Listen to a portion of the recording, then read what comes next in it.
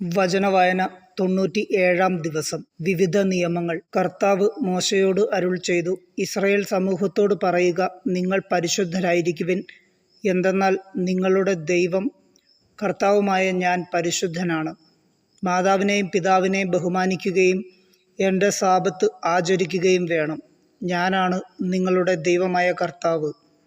വിഗ്രഹങ്ങളെ ആരാധിക്കുകയോ ദേവന്മാരുടെ വിഗ്രഹങ്ങൾ വാർത്തെടുക്കുകയോ ചെയ്യരുത്. ഞാനാണ് നിങ്ങളുടെ ദൈവമായ കർത്താവ്. കർത്താവിന് സമാധാന ബലി അർപ്പിക്കുമ്പോൾ നിങ്ങൾ സ്വീകാര്യരാകത്തക്ക വിധം അർപ്പിക്കുക. അർപ്പിക്കുന്ന ദിവസവും അതിനടുത്ത ദിവസവും നിങ്ങൾ അത് ഭക്ഷിക്കണം. 3-ാം ദിവസത്തേക്ക് എന്തെങ്കിലും അവശേഷിക്കുന്നുവെങ്കിൽ അത് ദഹിപ്പിച്ചു കളയണം. 3-ാം ദിവസം അത് ഭക്ഷിക്കുന്നത് നിന്ദ്യമാണ്, അത് സ്വീകാര്യമാവുകയില്ല. അത് ഭക്ഷിക്കുന്നവൻ കുറ്റക്കാരനായിരിക്കും. എന്തെന്നാൽ അവൻ കർത്താവിൻ്റെ വിശുദ്ധ വസ്തു അശുദ്ധമാക്കി. അവൻ ജനത്തിൽ നിന്ന് വിച്ഛേദിക്കപ്പെടണം. നിങ്ങൾ ധാന്യം കൊയ്യുമ്പോൾ വയലിൻ്റെ അതിർത്തി തീർത്ത് കൊയ്തെടുക്കരുത്. കൊയ്തതിനു ശേഷം കാല പെറുക്കുകയും അരുത്. മുന്തിരിത്തോട്ടത്തിലെ ഫലങ്ങളും തീർത്തും പറിക്കരുത്. വീണുകിടക്കുന്ന പഴം പെറുക്കിയെടുക്കുകയും അരുത്. പാവങ്ങൾക്കും പരദേശികൾക്കുമായി അത് നീക്കിവെക്കുക. ഞാനാകുന്നു നിങ്ങളുടെ ദൈവമായ കർത്താവ്. നിങ്ങൾ മോഷ്ടിക്കുകയോ വഞ്ചിക്കുകയോ പരസ്പരം വ്യാജം പറയുകയോ അരുത്. എൻ്റെ നാമത്തിൽ കള്ളസത്യം ചെയ്യരുത്. നിങ്ങളുടെ ദൈവത്തിൻ്റെ നാമം അശുദ്ധമാക്കുകയും അരുത്. ഞാനാണ് കർത്താവ്. നിങ്ങളുടെ അയൽക്കാരെ മർദ്ദിക്കുകയോ കൊള്ളയടിക്കുകയോ അരുത്. കൂലിക്കാരന് വേതനം നൽകുവാൻ പിറ്റേന്നു രാവിലെ വരെ കാത്തിരിക്കരുത്. ചെകിടരെ ശപിക്കുകയോ കുരുടൻ്റെ വഴിയിൽ തടസ്സം വയ്ക്കുകയോ അരുത്. നിങ്ങളുടെ ദൈവത്തെ ഭയപ്പെടുക. ഞാനാണ് കർത്താവ്. അനീതിയായി വിധിക്കരുത്. ദരിദ്രനോട് ദാക്ഷിണ്യമോ ശക്തനോട് പ്രത്യേക പരിഗണനയോ കാണിക്കാതെ അയൽക്കാരെ നീതിപൂർവം വിധിക്കണം. ഏഷണി പറഞ്ഞു നടക്കുകയോ അയൽക്കാരൻ്റെ ജീവനെ അപകടത്തിലാക്കുകയോ അരുത്. ഞാനാണ് കർത്താവ്. സഹോദരനെ ഹൃദയം കൊണ്ട് വെറുക്കരുത്. അയൽക്കാരനെ ശാസിക്കണം, അല്ലെങ്കിൽ അവൻ മൂലം നീ തെറ്റുകാരനാകും. നിന്റെ ജനത്തോട് പകയോ പ്രതികാരമോ പാടില്ല. നിന്നെപ്പോലെ തന്നെ നിന്റെ അയൽക്കാരനെയും സ്നേഹിക്കുക. ഞാനാണ് കർത്താവ്.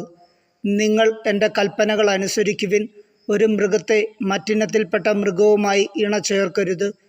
വയലിൽ വിത്തുകൾ കലർത്തി വിതയ്ക്കരുത്. ചണവും കമ്പിളിയും ചേർത്ത് നെയ്തെടുത്ത വസ്ത്രങ്ങൾ ധരിക്കുകയും അരുത്. ഒരു പുരുഷന് വിവാഹസമ്മതം നൽകിയിട്ടുള്ളവളും എന്നാൽ വീണ്ടെടുക്കപ്പെടാത്തവളും സ്വാതന്ത്ര്യം ലഭിക്കാത്തവളുമായ ഒരു ദാസിയോടുകൂടെ ഒരുവൻ ശയിച്ചാൽ അന്വേഷണം നടത്തി അവരെ ശിക്ഷിക്കണം. എന്നാൽ അവർക്ക് മരണശിക്ഷ വിധിക്കരുത്.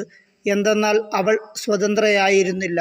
അവൻ തനിക്ക് വേണ്ടി സമാഗമ കൂടാരത്തിൻ്റെ വാതിൽക്കൽ പ്രായശ്ചിത്ത ബലിയായി ഒരു മുട്ടാടിനെ കർത്താവിന് സമർപ്പിക്കണം.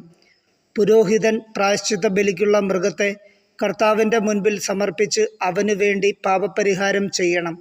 അപ്പോൾ അവൻ ചെയ്ത പാപം ക്ഷമിക്കപ്പെടും. നിങ്ങൾ ദേശത്തു വന്ന് ഫലവൃക്ഷങ്ങൾ നട്ടുപിടിപ്പിക്കുമ്പോൾ 3 വർഷത്തേക്ക് അവയുടെ ഫലങ്ങൾ വിലക്കപ്പെട്ടതായി കണക്കാക്കണം. അവ നിങ്ങൾ ഭക്ഷിക്കരുത്.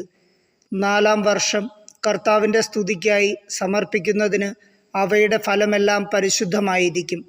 5-ാം വർഷം അവയുടെ ഫലങ്ങൾ നിങ്ങൾക്ക് ഭക്ഷിക്കാം. അവ നിങ്ങളെ സമ്പന്നരാക്കും.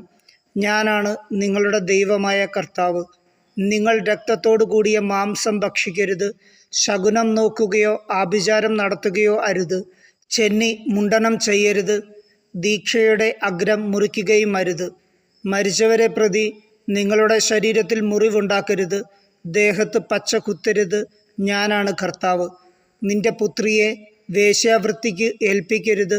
അങ്ങനെ ചെയ്താൽ നാട് മുഴുവൻ വേശ്യാവൃത്തിയിൽ മുഴുകുകയും തിന്മ കൊണ്ട് നിറയുകയും ചെയ്യാനിടയാകും. നിങ്ങൾ എൻ്റെ സാബത്ത് ആചരിക്കുകയും വിശുദ്ധ സ്ഥലത്തെ ബഹുമാനിക്കുകയും ചെയ്യുവിൻ. ഞാനാണ് കർത്താവ്. നിങ്ങൾ മന്ത്രവാദികളെയും ശകുനക്കാരെയും സമീപിച്ച് അശുദ്ധരാകരുത്. ഞാനാണ് നിങ്ങളുടെ ദൈവമായ കർത്താവ്. പ്രായം ചെന്ന് നരച്ചവരുടെ മുൻപിൽ ആദരപൂർവം എഴുന്നേൽക്കുകയും അവരെ ബഹുമാനിക്കുകയും വേണം. നിന്റെ ദൈവത്തെ ഭയപ്പെടുക. ഞാനാണ് കർത്താവ്. നിങ്ങളുടെ നാട്ടിൽ വന്നു താമസിക്കുന്ന വിദേശിയെ ഉപദ്രവിക്കരുത്. നിങ്ങളുടെ ഇടയിൽ വസിക്കുന്ന വിദേശിയെ നിങ്ങൾ സ്വദേശിയെപ്പോലെ കണക്കാക്കണം. നിങ്ങളെപ്പോലെ തന്നെ അവനെയും സ്നേഹിക്കണം. കാരണം നിങ്ങൾ ഈജിപ്ത് ദേശത്ത് വിദേശികളായിരുന്നു. ഞാനാണ് നിങ്ങളുടെ ദൈവമായ കർത്താവ്. വിധിയിലും അളവിലും തൂക്കത്തിലും നിങ്ങൾ അനീതി പ്രവർത്തിക്കരുത്. ശരിയായ തുലാസും കട്ടിയും എഫായും ഹിന്നും നിങ്ങൾക്കുണ്ടായിരിക്കണം. ഈജിപ്ത് ദേശത്തു നിന്ന് നിങ്ങളെ കൊണ്ടുവന്ന നിങ്ങളുടെ ദൈവമായ കർത്താവ് ഞാനാണ്. നിങ്ങൾ എൻ്റെ കൽപ്പനകളും നിയമങ്ങളും അനുസരിച്ച് പ്രവർത്തിക്കണം. ഞാനാണ്